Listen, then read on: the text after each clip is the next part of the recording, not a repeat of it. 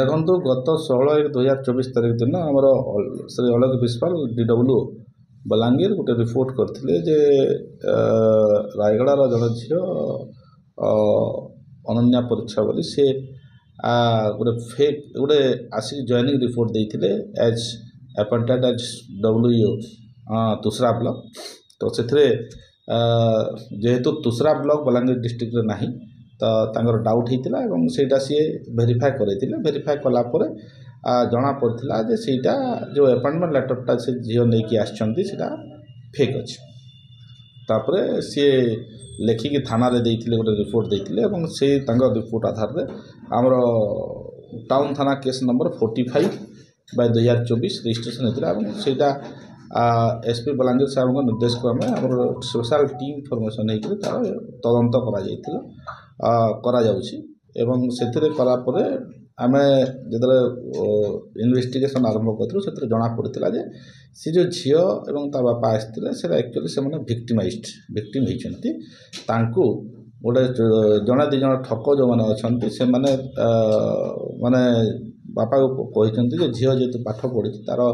Appointment ହେଇପାରିବ ଏବଂ ଆମର ଓଡ଼ିଶା ଗଭର୍ଣ୍ଣମେଣ୍ଟ ଇଏରେ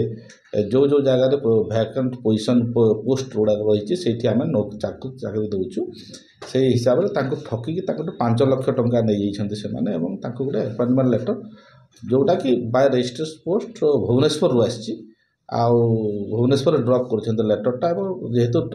ଲେଟରଟା ବାଇ ପୋଷ୍ଟ ଆସିଛି ଆଉ ଭୁବନେଶ୍ୱରରୁ ଆସିଛି ଦେଖିକି ସେମାନେ ବିଶ୍ୱାସ କରିକି ସେମାନେ ଆସିଥିଲେ ଆଉ ଏଠି ଜଏନ୍ କରିବାକୁ। ଦଶଟା ହେଲା ପରେ SP ବଲାଙ୍ଗୀର ସାହେବଙ୍କ ନିର୍ଦ୍ଦେଶ କ୍ରମେ ଆମର ଟିମ୍ ପଚରା ଉଚରା ଏସବୁ ଫ୍ୟାକ୍ଟସ୍ ଜାଣିଲା ପରେ ଇନଭେଷ୍ଟିଗେସନ୍ରେ ଗୋଟେ ଟିମ୍ ଆମର ଯାଇଥିଲେ ରାୟଗଡ଼ା ଯାଇଥିଲେ ଏବଂ ସେଥିରେ ଯିଏ ଲୋକ ସେ ବି ଜଣେ ଟିଚର୍ ଅଛି ଏବଂ ସେ ବି ଯେଉଁ 5 ଲକ୍ଷ ଟଙ୍କା ନେଇଥିଲେ ଏବଂ ସେ ମେନ୍ ଏକ୍ୟୁଜ୍ ଯିଏ ଅଛି ଆମେ ତାକୁ ବର୍ତ୍ତମାନ ଆଣୁଛନ୍ତି, ଡିଟେନ୍ କରିଛୁ ଏବଂ ଫର୍ଦର ଆହୁରି ମଧ୍ୟ ସେଥିରେ ଯେଉଁଟା ତା'ର ରୁଟ୍ କିଏ ଅଛନ୍ତି ଆକ୍ଚୁଆଲି ୟାର ଏଇ ଯେଉଁ ଫେକ୍ ଆପଏଣ୍ଟମେଣ୍ଟ ଲେଟର ଦେଇକି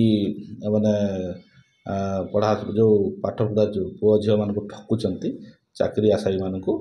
ଆମେ ସେଇଟା SP ବଲାଙ୍ଗୀର ସାହେବଙ୍କ ନିର୍ଦ୍ଦେଶ ରହିଛି ଏବଂ ନିଶ୍ଚିତ ଭାବରେ ସେଇ ରୁଟ୍ଟାକୁ ମଧ୍ୟ ଆମେ କରିବୁ ଏବଂ ତା ପାଇଁ ଆମେ ସ୍ପେଶାଲ ଟିମ୍ ମଧ୍ୟ ବର୍ତ୍ତମାନ ପର୍ଯ୍ୟନ୍ତ ଯେଉଁଟା ଆମର ତ ଗୋଟେ ଇଏ ଅଛି ଏବଂ ସେ ତାକୁ ଆଣୁଛନ୍ତି ଏବଂ ନିଶ୍ଚିତ ଭାବରେ ପଚରା ଉଚରା କଲା ପରେ ଜଣାପଡ଼ିବ ଯେ ଆକ୍ଚୁଆଲି କେଉଁ ଜାଗାରୁ ଏମାନେ ଆକ୍ଚୁଆଲି ଏଇ ଯେଉଁ appointment letter fake appointment letter ଦେଇକି ପିଲାଙ୍କୁ ଠକିକି ଯୁବତୀଙ୍କ ନାଁରେ କେସ୍ ହେଇନି ଯେ ସେ ଯେଉଁ ହିସାବରେ ଆସିଛି ଦେଇଛନ୍ତି ରିପୋର୍ଟ ଆପଣଙ୍କୁ ଯେଉଁଟା ମୁଁ କହିଲି ସେ ଆକ୍ଚୁଆଲି ଭିକ୍ଟିମାଇଜ୍ ହେଇଛନ୍ତି। ଯେମିତି ଆମର ପୁରୁଣା ଯେମିତି ମାନେ ମେଡ଼ିକାଲରେ ଯେମିତି ସିଟ୍ କରିଦେବା ପାଇଁ ଆପଣ ପୂର୍ବରୁ ଆମେ ଧରିଥିଲୁ ଯେ ମେଡ଼ିକାଲରେ ସିଟ୍ କରିଦେବ ବୋଲି କହିକି ଆପଣଙ୍କ ଛୁଆର ସିଲେକ୍ସନ୍ ହେଇଛି କହିକି ତାଙ୍କଠୁ ଠକି ନେଇଥିଲେ ଏବଂ ସେଇ ଲୋକମାନଙ୍କୁ ଧରା ହେଇଥିଲା ସେଇଟା ସେମିତି ଭିକ୍ଟିମାଇଜ୍ ହେଇଛି ଏବଂ ଆମେ ତଦନ୍ତ କରିବୁ ଯେ ୟାର ରୁଟ୍ କେଉଁ ପର୍ଯ୍ୟନ୍ତ ଯାଇଛି। ବର୍ତ୍ତମାନ ଆମେ ଜଣକୁ ଆଣିଛୁ ଡିଟେନ୍ ମାନେ ଆସୁଛନ୍ତି ଅଛନ୍ତି ଡିଟେନ୍ କରିଛନ୍ତି ନିଶ୍ଚିତ ଭାବରେ ଧରିବୁ।